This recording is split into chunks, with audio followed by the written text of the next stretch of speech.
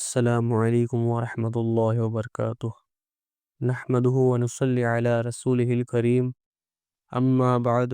فاعوذ باللہ من الشیطان الرجیم، بسم اللہ الرحمن الرحیم۔ حضرات، دور حاضر میں نام نہاد اہل حدیث، اہل قرآن، سلفی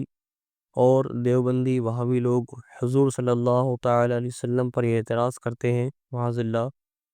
کہ حضور کو اپنے پیٹھ کے پیچھے کا بھی علم نہیں، اور اپنی کتاب میں یہ بھی لکھ دیتے ہیں کہ حضور کا علم پاگلوں جانوروں جیسا ہے معاذ اللہ۔ اسی لیے ہم آج قرآن و حدیث کی روشنی میں علم غیب مصطفیٰ صلی اللہ تعالی علیہ وسلم ثابت کریں گے، جیسا کہ رب تعالیٰ قرآن مجید میں ارشاد فرماتا ہے: عالم الغیب فلا یظہر علی غیبہ احدا الا من ارتضی من رسول، یعنی غیب کا جاننے والا اپنے غیب پر کسی کو مسلط نہیں فرماتا مگر اپنے پسندیدہ رسولوں میں سے۔ اس آیت مبارکہ سے صاف معلوم چلتا ہے کہ اللہ تبارک و تعالیٰ اپنے رسولوں کو علم غیب عطا کرتا ہے، اور ہم بھی اس عقیدے قائل ہیں کہ حضور صلی اللہ تعالیٰ علیہ وسلم کو اللہ تبارک و تعالیٰ کی عطا سے علم غیب ہے، جیسا کہ صحیح بخاری جلد اول صفحہ نمبر 453 میں حضرت فاروق اعظم رضی اللہ تعالیٰ عنہ فرماتے ہیں کہ ایک بار حضور صلی اللہ تعالیٰ علیہ وسلم ہم لوگوں کے مجمع میں کھڑے ہوئے تو حضور نے ابتدائے آفرینش سے لے کر جنتیوں کی جنت میں اور دوزخیوں کے دوزخ میں داخل ہونے تک کے سارے حالات کی ہمیں خبر دی۔ حضور سے سننے والوں میں جس نے اس بیان کو سنا اور یاد رکھا اس نے یاد رکھا، اور جو بھول گیا وہ بھول گیا۔ اس حدیث سے معلوم ہوتا ہے کہ سرکار صلی اللہ تعالی علیہ وسلم کو مخلوقات کی پیدائش سے لے کر جنتیوں کی جنت میں اور دوزخیوں کے دوزخ میں داخل ہونے تک کے سارے حالات کا علم اللہ تبارک و تعالیٰ کی عطا سے معلوم ہے۔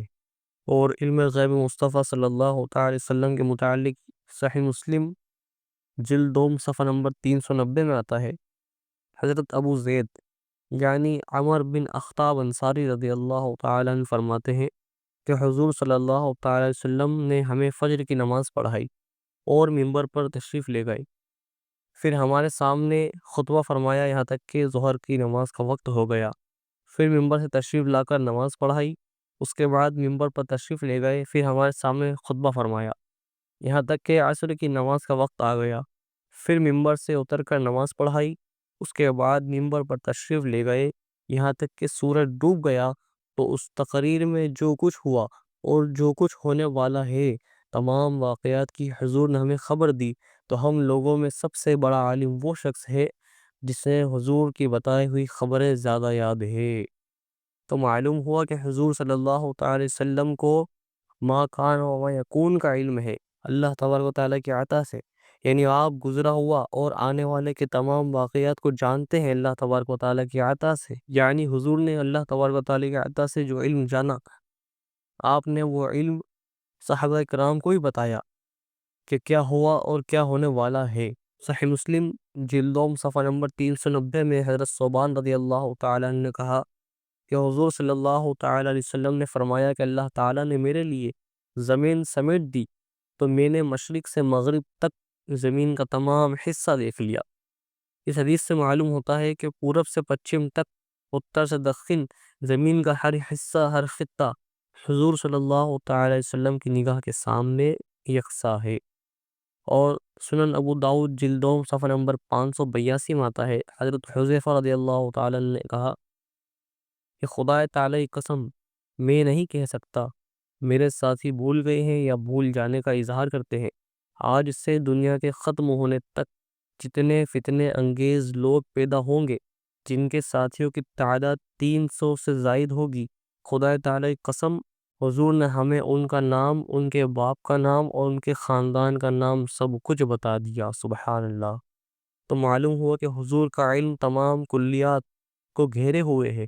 کہ آپ نے ہونے والے فتنہ انگیزوں کے نام، ان کے باپ کا نام اور ان کے قبیلے کا نام بھی لوگوں کو بتا دیا۔ اور یوں ہی صحیح بخاری جلد اول صفحہ نمبر 531 میں حضرت انس رضی اللہ تعالی عنہ نے فرمایا کہ حضور صلی اللہ تعالی وسلم نے حضرت زید، حضرت جعفر اور حضرت ابن رواحہ رضی اللہ تعالی عنہ کی شہادت کی خبر آنے سے پہلے ان لوگوں کے شہید ہو جانے کی اطلاع دیتے ہوئے فرمایا کہ زید نے جھنڈا ہاتھ میں لیا اور شہید ہو گئے۔ پھر جھنڈے کو جعفر نے سنبھالا اور وہ بھی شہید ہو گئے۔ پھر ابن رواحہ نے جھنڈے کو سنبھالا اور وہ بھی شہید ہو گئے۔ آپ یہ واقعہ بیان فرما رہے تھے اور آنکھوں سے آنسو جاری تھے۔ پھر آپ نے فرمایا کہ اس کے بعد جھنڈے کو اس شخص نے لیا جو خدا تعالیٰ کی تلواروں میں سے ایک تلوار ہے، یعنی خالد بن ولید رضی اللہ تعالیٰ عنہ نے جھنڈے کو لیا اور خوب گھمسان کی لڑائی لڑتے رہے، یہاں تک کہ اللہ تبارک و تعالیٰ نے مسلمانوں کو فتح عطا فرمائی۔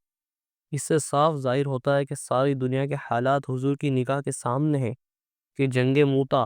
جو ملک شام میں ہو رہی تھی، حضور صلی اللہ تعالی وسلم اس کے حالات مدینہ منورہ میں بیٹھے ہوئے ملاحظہ فرما رہے تھے، اور حضرت جعفر، حضرت زید، حضرت ابن رواحہ رضی اللہ تعالی عنہ کی شہادت ہونے سے پہلے ہی ان کی شہادت کی خبر مدینہ منورہ میں بیٹھ کر لوگوں کو بتا رہے تھے۔ اور صحیح بخاری جلد اول صفحہ نمبر 35 میں حضرت ابن عباس رضی اللہ تعالی عنہما سے روایت ہے کہ نبی کریم صلی اللہ تعالی علیہ وسلم مدینہ یا مکہ کے باغات میں سے کسی باغ میں تشریف لے گئے تو دو آدمیوں کی آواز سنی جن پر ان کی قبروں میں عذاب ہو رہا تھا،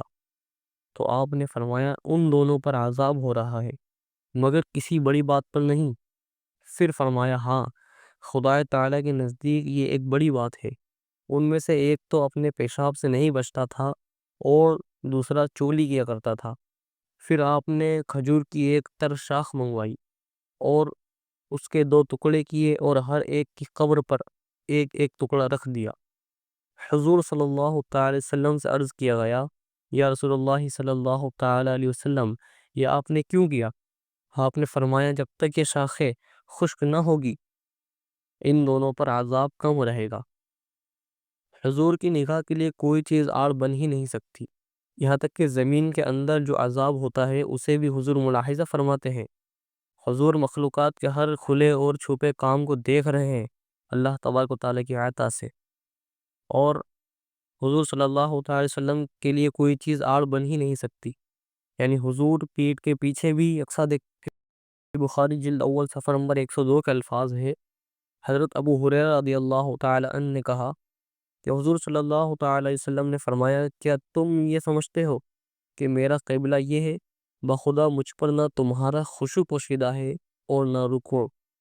میں تمہیں اپنی پیٹھ کے پیچھے سے بھی دیکھتا ہوں۔ تو معلوم ہوا کہ حضور کی مقدس آنکھیں عام آنکھوں کی طرح نہ تھی، بلکہ حضور آگے پیچھے اوپر نیچے ادھر ادھر اجالے میں اندھیرے میں یکساں دیکھتے تھے، یہاں تک کہ خشوع جو دل کی ایک کیفیت کا نام ہے، جو دل کے اندر انسان کے اندر ایک کیفیت ہوتی ہے اس کا نام ہے، حضور اسے بھی ملاحظہ فرماتے ہیں۔ علم غیب مصطفیٰ صلی اللہ تعالی وسلم کے متعلق مشکوٰۃ شریف صفحہ نمبر 541 میں آتا ہے، حضرت ابو ہریرہ رضی اللہ تعالی عنہ نے فرمایا کہ ایک بھیڑیا بکریوں کے ایک چرواہے کی جانب آیا، پھر اس کے ریوڑ سے ایک بکری کو اٹھا لے گیا۔ چرواہے نے اس کا پیچھا کیا یہاں تک کہ بکری کو اس سے چھین لیا۔ حضرت ابو ہریرہ رضی اللہ تعالی عنہ فرماتے ہیں کہ پھر وہ بھیڑیا ایک ٹیلے پر چڑھ کر اپنی دم پر بیٹھا اور بولا کہ میں نے اپنے رزق کا قصد کیا تھا جو مجھ کو خدا تعالی نے دیا، میں نے اس پر قبضہ کیا تھا، لیکن اے چرواہے تو نے اس کو مجھ سے چھین لیا۔ چرواہے نے کہا، خدا کی قسم ایسی عجیب بات میں نے آج کی طرح کبھی نہ دیکھی تھی، کبھی نہ سنی تھی کہ بھیڑیا بولتا بھی ہے۔ بھیڑیا نے کہا، اس سے زیادہ عجیب ان صاحب یعنی حضور صلی اللہ تعالی وسلم کا حال ہے جو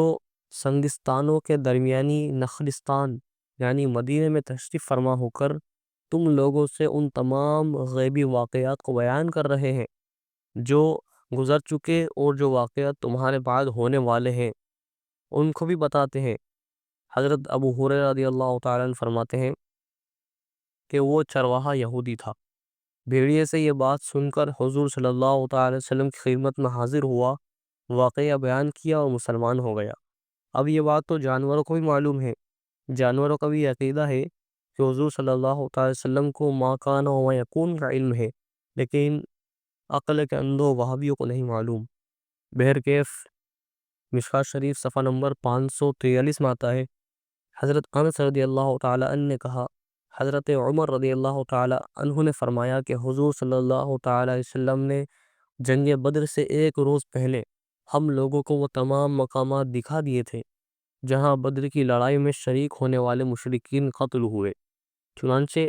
آپ نے فرما دیا تھا کہ دیکھو کل انشاءاللہ تعالی یہاں فلاں مشرک گر کر مرے گا، اور کل انشاءاللہ تعالی یہاں فلاں شخص قتل ہو کر مرے گا۔ حضرت عمر رضی اللہ تعالیٰ عنہ نے فرمایا، قسم ہے اس ذات کی جس نے حضور صلی اللہ تعالیٰ علیہ وسلم کو حق کے ساتھ بھیجا ہے، جو مقامات حضور صلی اللہ تعالیٰ علیہ وسلم نے بتا دیے تھے ان سے ذرہ برابر بھی فرق نہ پیدا ہوا، یعنی وہ کافر اسی جگہ مارے گئے جو جگہ حضور صلی اللہ تعالیٰ علیہ وسلم نے بتا دی تھی۔